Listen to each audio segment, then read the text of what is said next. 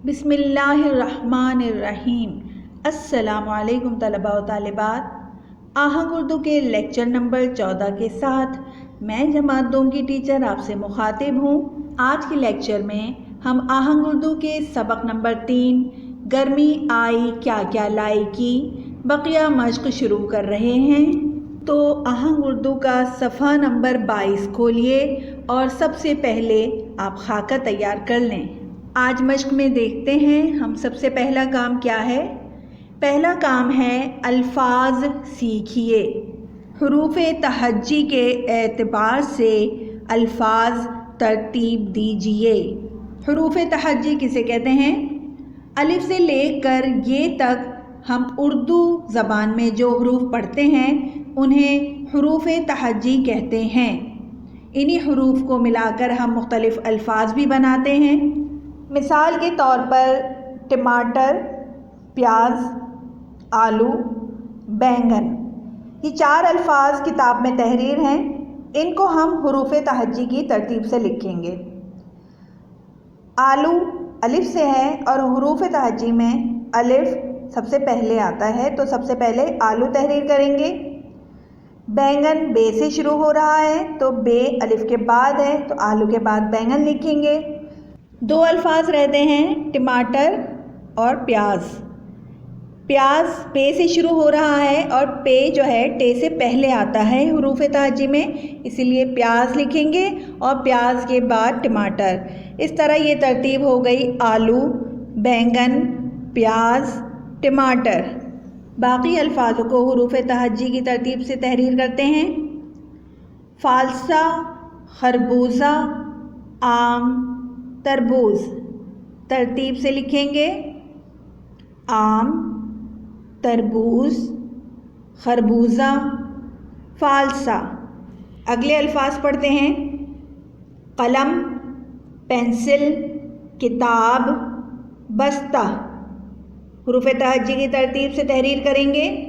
سب سے پہلے لکھیں گے بستہ، پھر پینسل، اس کے بعد قلم اور آخر میں کتاب۔ اب ان الفاظوں کی ترتیب صحیح کیجیے۔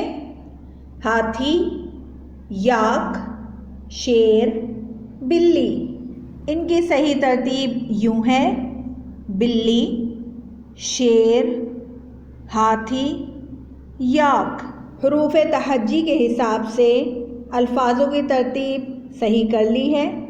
اگلا کام دیکھتے ہیں 4 مرکب الفاظ لکھیے۔ سب سے پہلے یہ سمجھیے کہ مرکب کن الفاظ کو کہتے ہیں۔ بہت سے الفاظ ایسے ہوتے ہیں جو 2 الفاظ سے مل کر بنتے ہیں، انہیں مرکب الفاظ کہتے ہیں۔ مثلاً مزیدار، اس میں 2 الفاظ ہیں، ایک مزے اور دوسرا دار۔ ان دونوں الفاظ کو جب ہم نے جمع کیا تو یہ لفظ بن گیا مزیدار۔ دوسری مثال ہے 2 الفاظ ہیں، ایک طاقت اور اس میں ہم نے دوسرا لفظ ملایا ور۔ جب یہ دونوں الفاظ ملے تو مرکب لفظ بن گیا طاقت ور۔ اب ہم 4 مرکب الفاظ تحریر کریں گے۔ پہلا لفظ ہے خوشبو دار۔ یہ لفظ ہم نے 2 الفاظ کو ملا کر بنایا ہے، خوشبو اور دار، خوشبو دار۔ دوسرا لفظ لکھیے ہوادار، ہوادار۔ تیسرا لفظ لکھیے عقل مند، عقل مند۔ اور آخری لفظ لکھیں گے قلم دان، قلم دان۔ یہ تھے مرکب الفاظ۔ اگلا کام ہے مشق میں قواعد۔ قواعد میں سوال دیا گیا ہے جملوں میں خاتمہ یا سوالیہ نشان لگائیے۔ یہ دیکھ لیجئے خاتمہ کا نشان کیا ہے اور سوالیہ نشان کیا ہے۔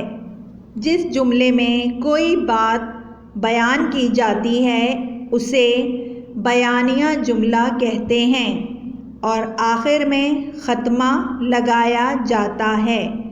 جیسے ہم انگلش میں سینٹینس پڑھتے ہیں اور سینٹینس ختم ہونے پر فل اسٹاپ لگاتے ہیں، اسی طرح اردو زبان میں بھی جملہ ختم ہونے پر ہم خاتمہ لگاتے ہیں۔ اور جس جملے میں سوال کیا جائے اسے سوالیہ جملہ کہتے ہیں اور جملے کے آخر میں سوالیہ نشان لگایا جاتا ہے۔ جملہ ہم پہچانیں گے کیسے کہ یہ سوالیہ جملہ ہے؟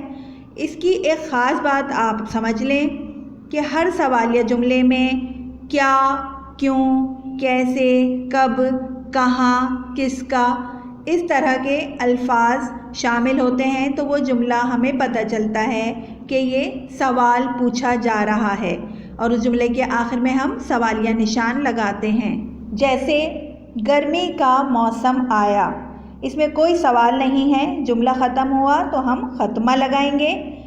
اور تمہیں گرمی کا موسم کیسا لگتا ہے، یہ سوال پوچھا جا رہا ہے تو اس کے آخر میں ہم سوالیہ نشان لگائیں گے۔ اب باقی جملے بھی ہم مکمل کرتے ہیں۔ کیا یہ آم کا پیڑ ہے؟ صاف ظاہر ہے یہ سوال پوچھا جا رہا ہے تو اس جملے کے آخر میں ہم سوالیہ نشان لگائیں گے۔ اگلا جملہ ہے امی نے شربت بنایا ہے۔ اس جملے میں کوئی سوال نہیں کیا جا رہا، بیان کیا جا رہا ہے، اس لیے یہ بیانیہ جملہ ہے، ختمہ لگائیے۔ آج بہت گرمی ہے، یہ بھی بیانیہ جملہ ہے، اس میں کوئی سوال پوچھا نہیں گیا، اس کے آخر میں بھی ہم ختمہ لگائیں گے۔ اگلا جملہ ہے کیا تم عامر کے گھر گئے؟ یہ سوال پوچھا جا رہا ہے تو اس جملے کے آخر میں سوالیہ نشان لگائیے۔ اگلا جملہ دیکھتے ہیں بھائی کو پھل اچھے لگتے ہیں، یہ بیانیہ جملہ ہے، اس جملے کے آخر میں آپ ختمہ لگائیں۔ آخری جملہ ہے کیا تم اسکول نہیں گئے؟ یہ سوال پوچھا جا رہا ہے، آخر میں لگائیے سوالیہ نشان۔ مشق کا اگلا کام دیکھتے ہیں۔ اگلا کام ہے دیکھیے، سوچیے اور لکھیے۔ سوال ہے تصاویر دیکھ کر لکھیے۔ یہاں چند تصاویر دی گئی ہیں اور ان تصاویر سے متعلق کچھ سوالات دیے گئے ہیں۔ تصاویر کو پہلے ہم دیکھیں گے اور پھر ان سوالات کے سوچ کر جوابات تحریر کریں گے۔ پہلی تصویر دیکھیے اور سوال پڑھیے بچے کیا کر رہے ہیں؟ آپ کو تصویر میں نظر آ رہا ہے بچے شربت پی رہے ہیں، تو جواب میں لکھیے بچے شربت پی رہے ہیں۔ دوسری تصویر دیکھیے امی کیا کر رہی ہیں؟ آپ کو تصویر میں نظر آ رہا ہوگا کہ امی پھل دھو رہی ہیں، تو جواب میں تحریر کیجیے امی پھل دھو رہی ہیں۔ آخری تصویر دیکھیں گے ٹھیلے پر کون کون سے پھل ہیں؟ ایک ٹھیلا نظر آ رہا ہے جو پھل والا لے کر جا رہا ہے۔ اب اس ٹھیلے پر رکھے ہوئے پھل دیکھیے اور دیکھ کر لکھیے کہ یہ کون کون سے پھل ہیں۔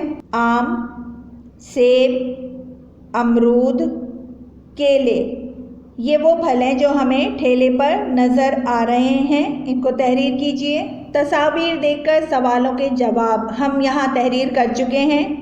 اس کے ساتھ ہی آج کی مشق کا کام مکمل ہو چکا۔ اب دیکھتے ہیں گھر کا کام۔